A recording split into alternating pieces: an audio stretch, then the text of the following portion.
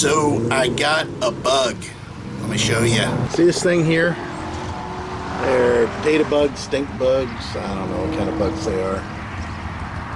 We get them in the porch occasionally here, and sometimes it's worse than others. And although it's coming untaped, here's the device that you need to keep them under control. Just take a pop bottle, cut the lid off, turn it upside down, stuff it back in there, and then tape it. You can see there's one in there already.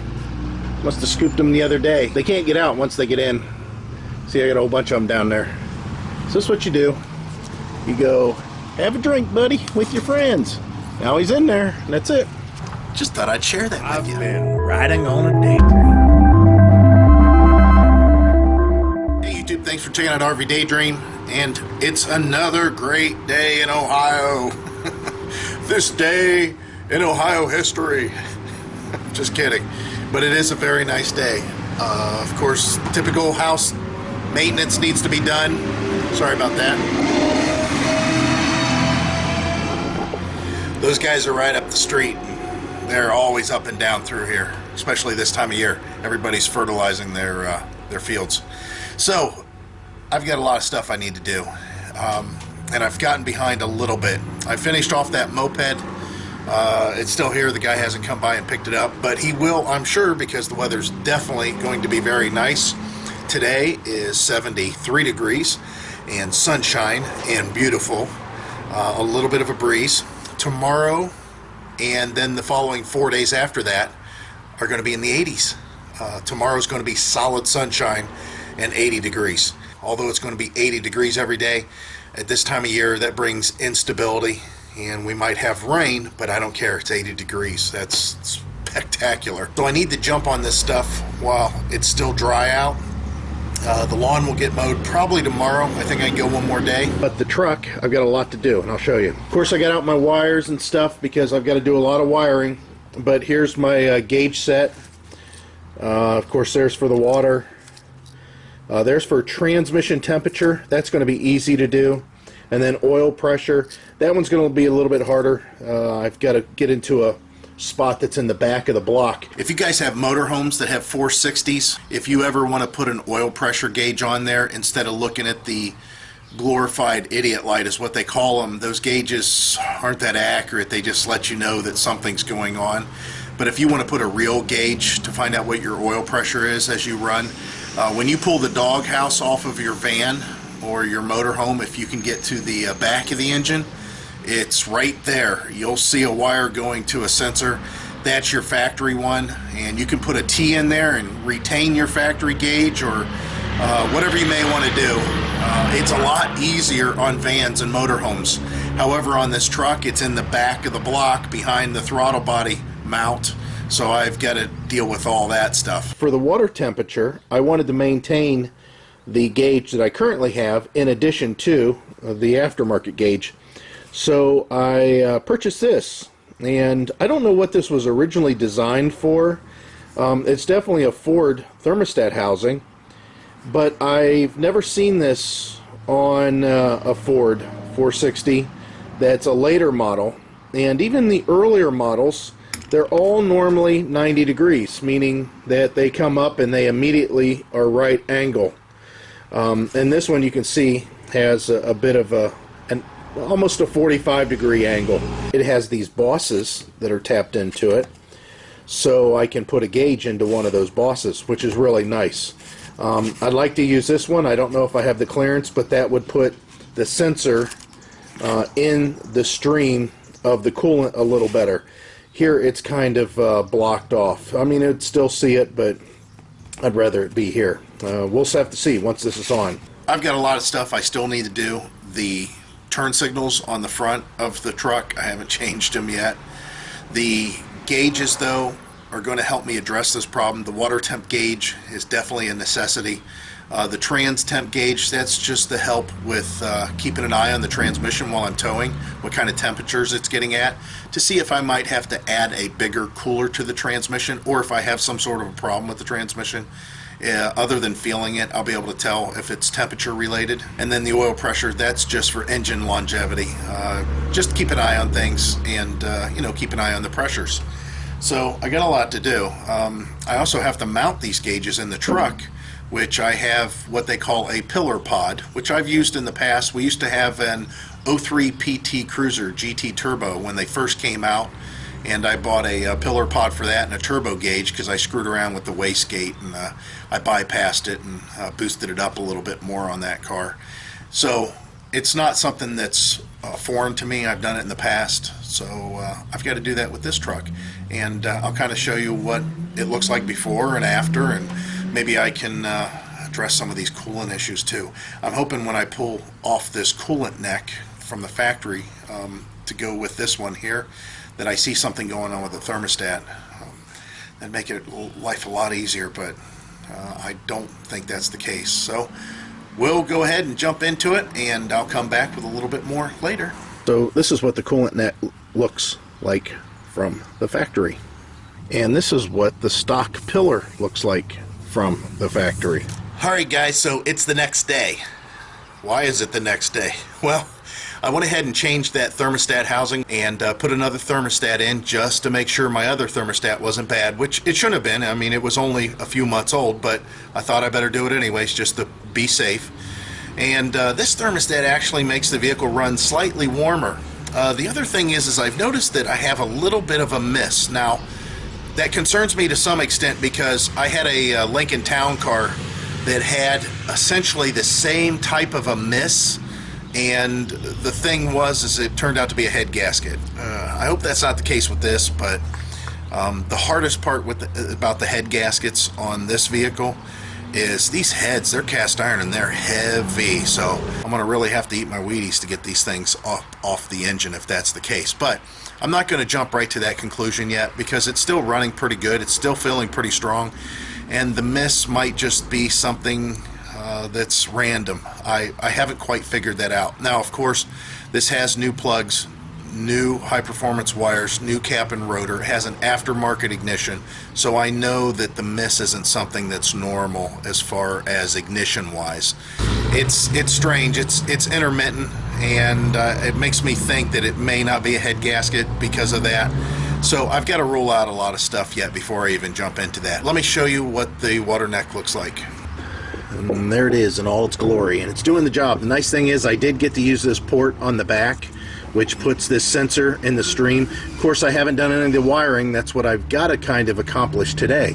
But it's going to be kind of tough because my son, he's going to need a ride to work this evening, and although I can take Heidi's car, whatever I don't get done, I've got to make sure that the vehicle's still operating for tomorrow morning. Now, the oil pressure sensor, this is the water temp. The oil pressure sensor's in the back behind that throttle body down on the block. As I mentioned before to all you motorhome owners that have this engine in it, it's probably a lot easier for you to get to that than it's going to be for me. And then the trans temp sensor, there's a port down on the transmission that I'll be able to go to no problem. Then I've got to run all the wiring into the cab of the truck, and I could do that through that clutch plate. This here plate that they've got kind of glued in place and bolted in, actually bolted in from the other side, that's where the clutch went if you had a clutch vehicle. Of course, I have an automatic, but the cables and the arm and all that stuff came through here. So I could drill this if I wanted to and put a grommet and run all the wiring. I'll have to see how I feel because there are other places that I could go and wouldn't require any drilling, but it's not a big deal to drill that out and put a grommet in. So it's kind of hard to say at this point what I'll do, but that's an option. Got another thermostat that's coming tomorrow, and it is a high flow thermostat. I just want to see if it makes the vehicle change the way that it's operating currently. The first thermostat I had ran relatively cool, but when I romped it really hard, the temperature would climb kind of fast, and it would climb into an area of the factory gauge that I wasn't accustomed to, not on my other Fords that I've had in the past. So now I went to this thermostat, and although it's rated for the same temperature and it's a good quality brand thermostat, it's a Stant, it runs warmer overall before I even get into it, and then when I get into it, it still climbs up quite a bit. So I'm kind of concerned that that thermostat may not be the best one for it. So I have a high flow thermostat, and I'm going to install that and see if it changes the characteristics of how it's running. Now, I don't think it's going to cure the problem, but it might help me diagnose a flow problem possibly. Let me show you what these thermostats look like. This is what the thermostat looked like that was in there, because this is the thermostat that was in there. And you can see on the bottom it says 195. I don't know if you can read that. And what happens is whenever this gets warm, there's a little wax thing going on inside here. It's kind of like a little wax pellet deal. But whenever this thing gets warm and the temperature is reached, this opens up, and basically what's inside this little cage here down here actually opens that way and allows coolant to go through. And the warmer it gets, the higher it opens. But there is, you know, a restriction there on how far it opens. So you can get a high flow one that looks totally different that will move a lot of coolant. Let me show you that. Now you can see this design's completely different. Some of you may never have seen these before, but when this one opens up, it moves a lot of coolant because it has large passages for all this stuff to go through. Again, there's a wax little thing going on in here that determines the temperature, and this is a 180, or I'd put this one in. This came out of my truck, my F-150, and it was something I was experimenting with. So I'm going to put one of these in whenever it comes in tomorrow. The worst thing about changing these thermostats is not the actual physical part of changing it. I may have to buy another gasket because I do use Permatex or Indian head shellac, what they call, on the gasket whenever I do this work. That causes the gaskets usually not to peel off so easily. We'll have to see how that works out.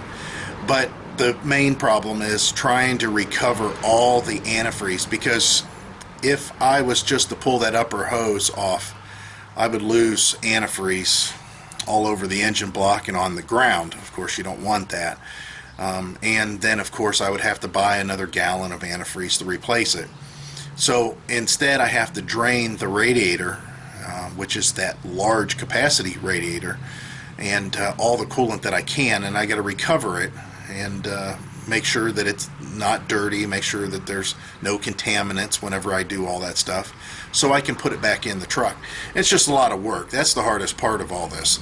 So what I'm going to do today is some wiring. I got a lot of wiring that I need to do for these gauges to be tied in, and I'm going to try to reduce them as much as possible. Let me show you what I'm talking about. I don't expect you to understand this or read this or anything else, but basically you have 3 gauges. Each gauge has 5 connections to it, so there's 15 connections that have to be made total for all 3 gauges. Well, instead of having 15 wires going up to these gauges, I'm going to fool around with the thickness of the wires, and I'm going to try to connect as many common wires as possible before I go up to my pod, which is a kind of a common practice, but basically I'm going to narrow it down to where I only have 6 wires going in there instead of 15.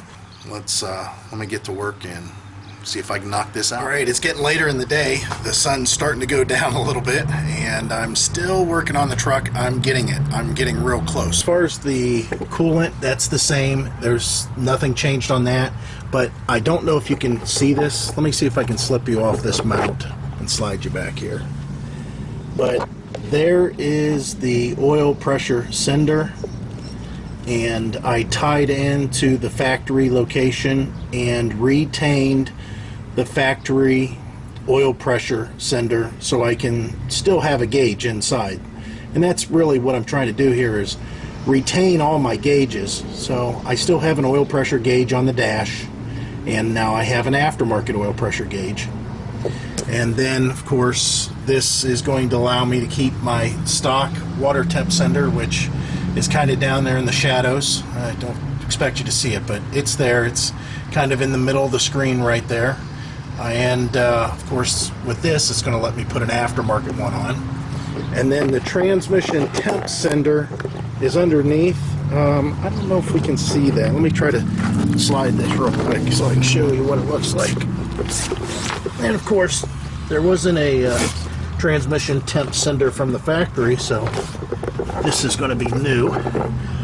And you can see it right there, that little shiny brass piece that's in a factory test port. This is an E4OD. There's the shift linkage, and this is going to be the same on your motorhomes. If you have an E4OD on your motorhome, if you climb underneath, there you go. That's where you tie into, and that's going to give you temperature or pressure if you wanted to put a pressure gauge on there, but I'd rather have temperature. Now to the disastrous mess. You can see I've got my wire set up here. I did drill a hole in that clutch. Let me show you that real quick. We'll come back. And I've got some RTV around it right now. You can see it right here. Once that dries, I'll put some I'll spray it with some black paint. I'll put a little clear silicone inside too. But I've got to run the sending unit wires out now. So 3 wires are going to come out here. One's going to go to that oil pressure sender in the back, one's going to go to the water temp sender, and one's going to go down to that transmission temp sender. Okay, so now into the truck. And I did accomplish what I wanted. Basically, I only have 3 wires going up to take care of, let's see, 6 grounds. So I've got a thicker gauge, and this ground wire ties in here and then jumps up, and it grounds the gauge, and it also grounds the light. And then I have an ignition positive light switch that works with the dimmer, which I scotch locked in. I don't expect you to see this again. I hope I can show it to you though, but it's wrapped in blue tape right there. I pulled this switch out, found which one was the dimmer, and checked it out, and everything's good there. And then finally I've got one ignition positive. This is a fused wire. It's got a 20 amp fuse, and it's going to the anti-lock brake system on this truck, because this truck doesn't have anti-lock brakes. Only F-150s came with anti-lock brakes on the rear end. So there's a fuse that's just sitting in there not being used. Now it's being used. So I jumped up the gauges of this wire so it could be branched off and not lose too much. I had to make some other repairs. My fuel pump switch, which is pretty common on these trucks, it broke as far as the mount. So I had to countersink a couple of screws there, and put some speaker clips on the bracket that holds the fuel pump switch, which you can see the speaker clips there, and there's one here too. This is common. This happens all the time. You actually are supposed to put a screw from the back into a couple of plastic bosses that's on the dash, but they always break. So this is a solution. Go get yourself a couple of speaker nuts or speaker clips, whatever you want to call it. They're for speakers on cars, like 6x9s, and that'll allow you to run screws from the front to the back. And the main reason this happened was because this truck is a Florida truck, and all this plastic is brittle because of the sun. So I had to do that, and now all I've got to do is run these individual wires, which I have plenty of wire for that, and it's only a 18 gauge. I've already drilled the pod mount and countersunk to use screws to hold it in, which you're supposed to do these little push pin things, which I've painted. What you're supposed to do is drill 3/16 holes in your gauge pod mount, and then into the factory plastic here, and then these push pins. That's all they are. They're just those Christmas tree style push pins. They push in and lock themselves in place. Well, I might still do that, but I wanted to use the screws first and see how everything looked. So now all I've got to do again is just run the wires for these gauges, and I'm pretty much done. Well, here it is running, and you can kind of see the gauges through the window there, the dirty window. Still dirty. I didn't do so good right here. I couldn't get this plastic because it was so brittle to catch the way that it should. Other than that, everything went pretty smooth as far as the installation. So you can see the gauges here, and everything's working. And of course, the coolant, I've got an issue. Cost me $300 worth of gauges and stuff to tell you exactly what I knew, and that was cooling issues. I like to see my gauge down there in the normal run right about the top of the O. The top of the O is about 180 to 190 degrees, and of course anything above that is warmer. And you can see I'm at roughly 205 degrees maybe, and it's up on the R. So no doubt I've got an issue. Of course, the trans temp, I've never really knew what my transmission ran at, so this will be kind of new. So I'm going to go ahead and run this thing and see what's going on, see how warm it really gets, because again, this thing will jump up on the M or the A whenever you're really running it hard, and you can see what it's at right now. So I know that it's too warm. So I'm going to go try it out and probably be disappointed. So that's how my garage gets messy. Look at this disaster. And Heidi's calling me, she's getting off work. So that's going to close this out. I got gauges in my truck, and that's what it did. Talk to you guys later, and as always, hope to see you out there. Bye.